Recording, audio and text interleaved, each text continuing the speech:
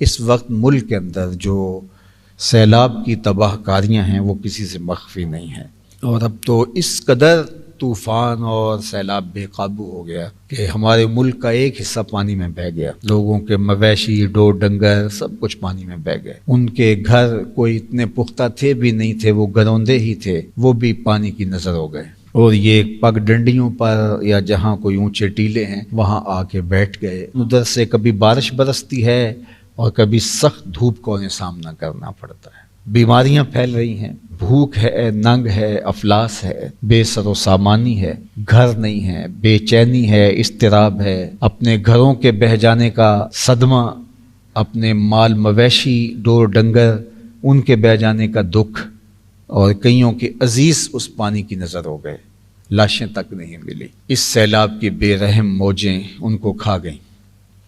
سخت اذیت کے اندر ہمارے ملک کا ایک حصہ ہے، سندھ کا حصہ ہے، پنجاب کا حصہ ہے، بلوچستان ہے، اور کے پی کے کا ایک حصہ اس سیلاب کی نظر ہو گیا ہے۔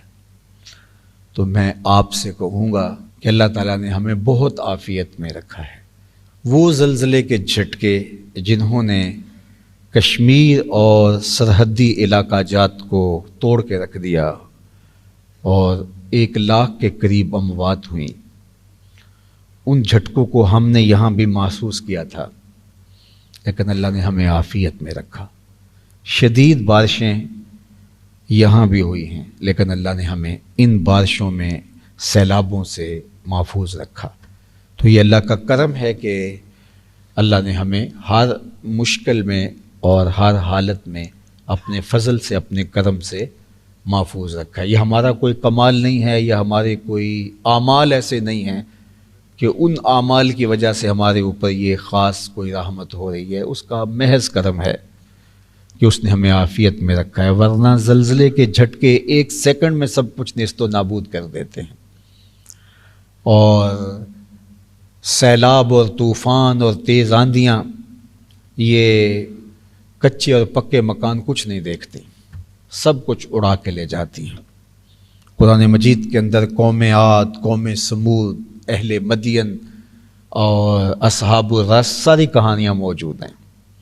مضبوط چٹانوں میں جنہوں نے اپنے گھر بنائے ہوئے تھے، اور کہتے تھے ہمارے نہ کچھ طوفان بگاڑ سکتے ہیں، نہ سیلاب ہمارا کچھ بگاڑ سکتے ہیں، لیکن پھر ان کے نام و نشان مٹ گئے۔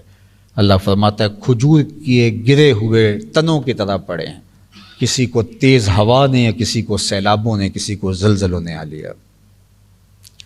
تو میں آپ سب لوگوں سے عرض گزار ہوں کہ ان مجبوروں کے لیے ایک تو فوری دوائیوں کی ضرورت ہے، خوردنی اشیاء کی ضرورت ہے، اور ہماری وہاں جو دوست کام کر رہے ہیں ان سے بات ہوئی، انہوں نے کہا ان سب سے بڑھ کر کے خیموں کی ضرورت ہے، اور ان کے لیے جو ہے وہ مستقل آباد کاری، جب پانی اترے گا تو مکانات کو تعمیر کرنا، جو تھوڑے بہت رہ گئے ہیں تو ان کو دوبارہ ان کی چھتیں سیدھی کر دینا، یا جو بالکل منہدم ہو گئے ہیں تو اگر کچے ہیں وہ تو بالکل ختم ہیں، اگر پکے مکان تھے تو اینٹیں بکھری ہوئی ہیں تو دوبارہ ان کو جو ہے وہ کھڑا کر دینا۔ وہ کوئی بہت لمبا کام نہیں ہے، ایک مکان کا کوئی 5 لاکھ 6 لاکھ کے قریب وہ ایک مکان دوبارہ ایوریج کھڑا ہو سکتا ہے۔ اتنے پیسے تو ہم واش روم پہ لگا دیتے ہیں، اس سے زیادہ لگا دیتے۔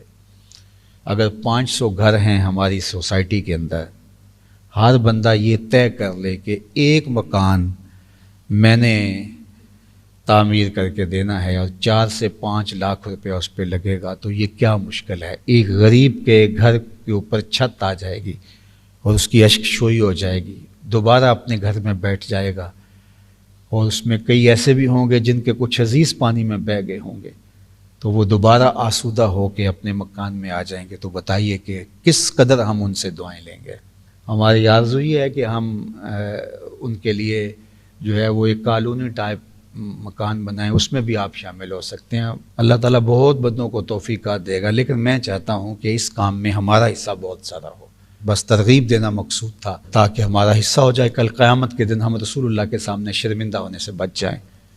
اور اللہ کا سامنا ہم نے کرنا ہے، اور اس کی مخلوق اس طرح تڑپ رہی ہے، تو اللہ جل شانہ اس کی توفیق ہم سب کو عطا کرے، دنیا آخرت کی برکتیں ہماری جھولیوں میں ڈال دے۔